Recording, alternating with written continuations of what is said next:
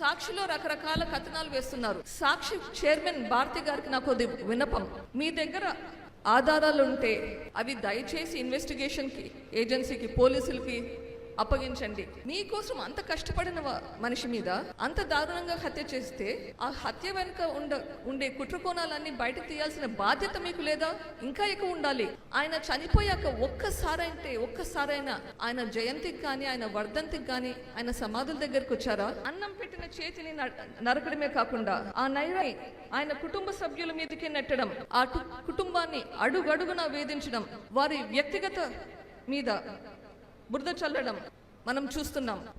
రాజకీయం అంటే ప్రజలకు మంచి చేయడం కోసమే అనేలా బ్రతికిన వివేకమన్నను చూసాం. ఇప్పుడు ప్రజాశ్రేయస్సు అనే మాటకు అర్థం తెలియని రాక్షస నాయకులను చూస్తున్నాం. తండ్రిని కోల్పోయిన దుఃఖంలో తల్లడిల్లుతూ న్యాయం కోసం పోరాడే ఆడకూతురు ఒకవైపు, చంపిన వాళ్ళు చంపించిన వాళ్ళని రక్షిస్తున్న ప్రభుత్వము, వీళ్ళందరినీ ఒకవైపు చూస్తున్నాం. వైఎస్ఆర్సీపీ పునాదులు రక్తంలో మునిగి ఉన్నాయి.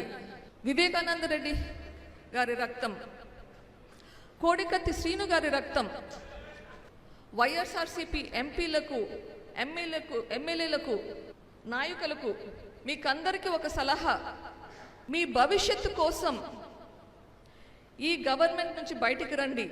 లేకపోతే మీ భవిష్యత్తు గురించి మీరు ఈ గవర్నమెంట్ నుంచి బయటికి రండి, లేకపోతే ఈ పాపం మీకు కూడా చుట్టుకుంటుంది. ఆయనతో పాటు మిమ్మల్ని కూడా ఊబిలోకి తీసుకెళ్తాడు. తప్పు మీద మంచి గెలవగలదని చూపిద్దాం. అబద్ధం మీద నిజం గెలవగలదని చూపిద్దాం. అన్యాయం మీద న్యాయం గెలవగలదని నిరూపిద్దాం.